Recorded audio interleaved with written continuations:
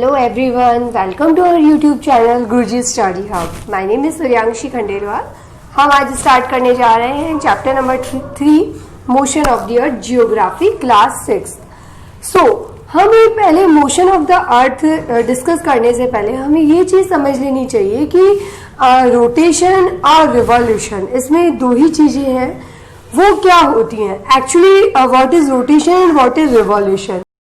Rotation it means, rotation होती है कि अर्थ है अपनी एक्सिस पर ही घूमती रहती है, अर्थ अपनी एक्सिस पर ही मूव ऑन कर रही है. रिवॉल्यूशन, अर्थ सन के चारों तरफ घूम रही है. Okay, so that is the point. So now we start chapter number 3.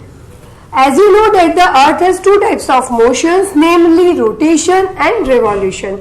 So rotation is the movement of the earth on its axis. मैंने आपको बताया अपने एक्सिस पर ही मूवमेंट हो रहा है अर्थ का.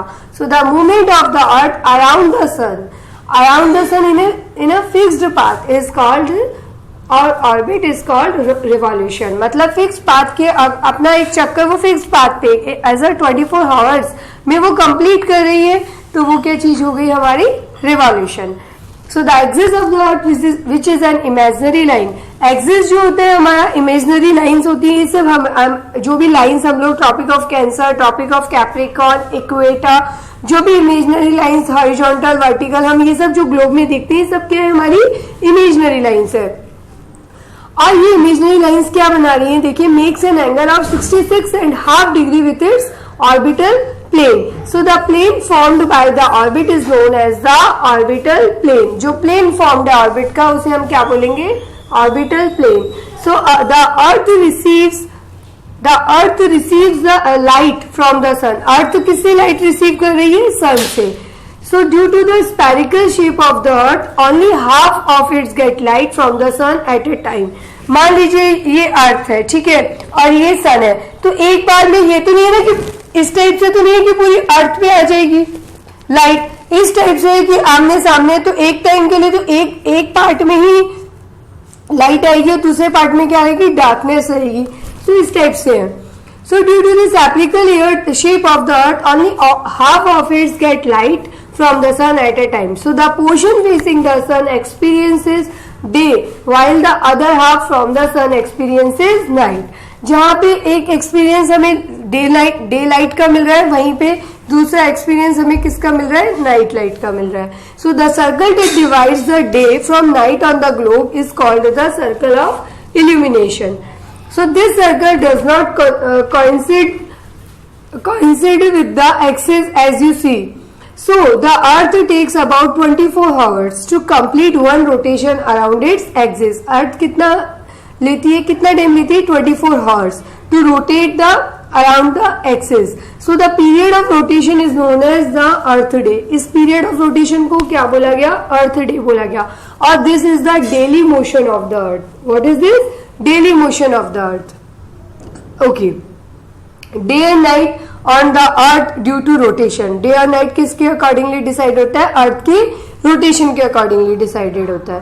सो what would happen if the earth did not rotate? The portion of the earth facing the sun would always experience day.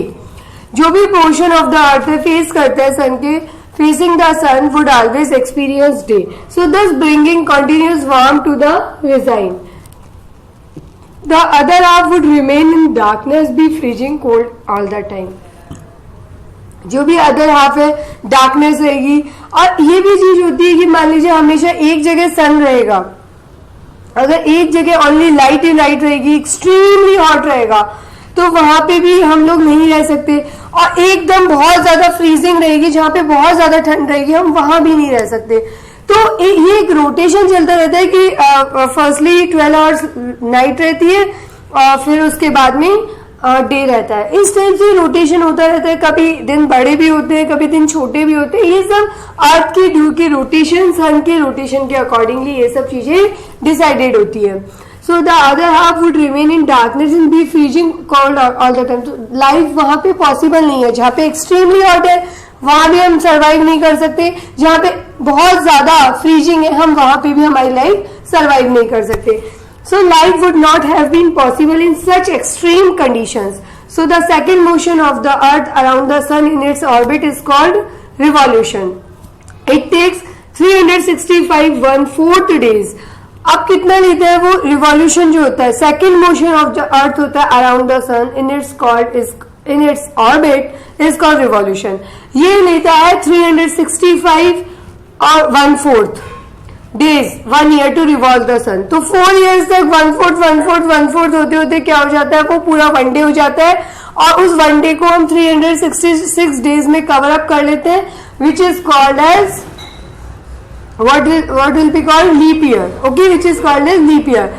Okay, so we consider a year as consisting of 365 days and ignore 6 hours for the sake of convenience. हम उस 6 hours को तो ignore कर देते हैं. अब बाद में जब 4 years का जब ये रोटेशन कंप्लीट होता है 365 का, हम उसमें 6 उसको ऐड कर देते हैं. तो कितना हो जाता है, 366 डेज हो जाते हैं उस लीप ईयर के अंदर, जो हम 29 फरवरी में बनाते हैं. Okay, now the next point is, देखिए ये सन का इस टाइप से रोटेशन होता है. देख लीजिए, आपको दिख रहा है इसके अंदर. फर्स्ट हम स्टार्ट करते हैं. देखिए यहाँ पे 4 सीजन है अपने वर्ल्ड के अंदर. First is summer, winter, autumn और spring. There are 4 seasons. Okay, next is revolution of the earth and seasons. 6 hours saved every year are added to make one day. 24 hours over a span of 4 years. So the surplus day is added to the month of February. जो भी एक day हम लोग exist होता है, जो भी एक डे हमारा जो बढ़ता है, हम उसको किसके अंदर सेव करते हैं, हम फरवरी के अंदर सेव करते हैं. तो February is of 29 days instead of 28 days. So such a year with 366 days is called a leap year. So it is clear that the earth is going around the sun and elliptical orbit. Okay, so notice that throughout its orbit the earth is inclined in the same direction. So our year is usually divided into summer, winter, spring and autumn seasons. So seasons changes due to the position of the earth around the sun. अब जो भी ये चीजें decide होती है, वो किसके around decide होती है, पोजीशन ऑफ द अर्थ कैसी है अराउंड द सन के.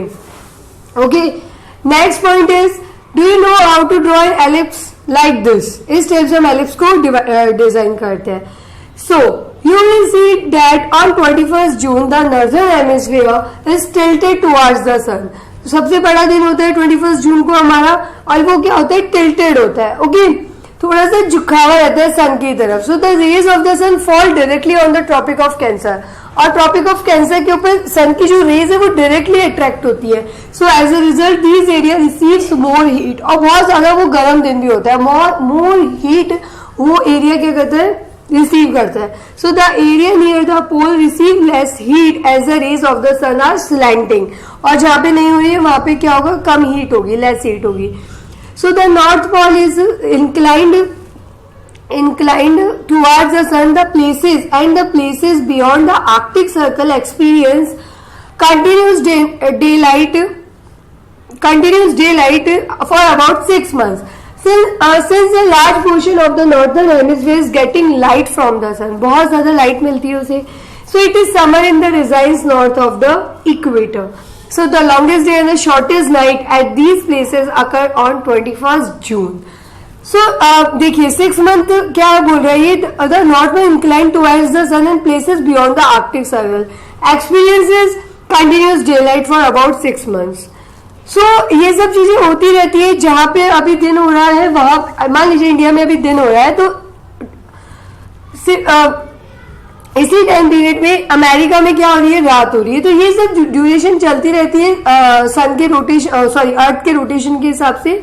जो भी पोजीशन रहती है अर्थ की सन के अराउंड, वो सब चीजें इन सब चीजों के आगे डिस्कस होती रहती है. Okay, so it is summer.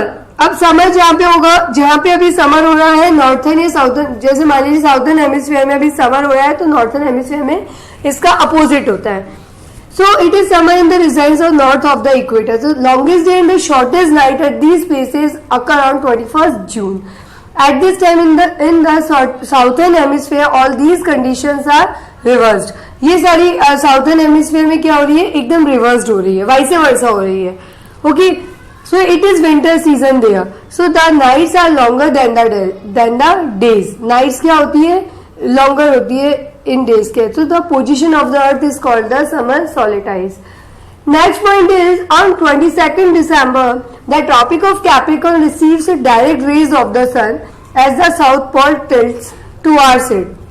As the sun rays fall vertically at the Tropic of Capricorn, a large portion of the southern hemisphere gets light. So therefore it is summer in the southern hemisphere with longer days. क्या होगा? Summer हो रही है southern hemisphere में and therefore northern hemisphere में क्या हो रहा है? रिवर्स हो रहा है. ठीक है, जहाँ पे हमारे को गर्मी हो रही है साउथर्न हेमिस्फीयर में, नॉर्थर्न हेमिस्फीयर में सेम टू सेम रिवर्स हो रहा है. वहां पे क्या हो रही है? ठंड हो रही है, winters. So this position of the earth is called winter solstice. Do you know that the Christmas celebrated in Australia in the summer season? क्योंकि जब हमारे यहाँ पे विंटर होता है और भी दुनिया में बहुत सारी वर्ल्ड में बहुत सारी ऐसी जगह जब हमारे यहाँ पे ठंड होती है तो वहां पर गर्मी हो रही होती है. और ऑस्ट्रेलिया में जो क्रिसमस डे बनाया जाता है वो समर के अंदर बनाया जाता है, हमारे यहाँ पे विंटर के अंदर बनाया जाता है. So on 21st March and September 23rd direct rays of the sun fall on the equator. So at this position neither of the poles is tilted towards the sun. अब क्या हो रही है? ना तो वो टिल्ट हो रही है टुवर्ड्स द सन. जो डायरेक्ट रेज होती है सन की on 21st March and 23rd September direct rays आ रही है सन की. At this position, neither of the poles is tilted towards the sun. So the whole earth experiences equal days. Whole earth क्या कर रही है? Experience कर रही है equal day को and equal nights. So this is called the equinox. On 23rd September, it is an autumn season in the northern hemisphere and spring season in the southern hemisphere. जहाँ पे autumn है, reverse southern में क्या हो गया? Spring season हो गया. So the opposite is the case on 21st March when it is spring in the northern hemisphere and ottoman in the southern hemisphere. वही मैंने बोला रिवर्स हो जाएगा, वाइस वर्सा हो जाएगा कि जहां पे जो सीजन चल रहा है वो उसके अपोजिट डायरेक्शन में क्या हो जाएगा?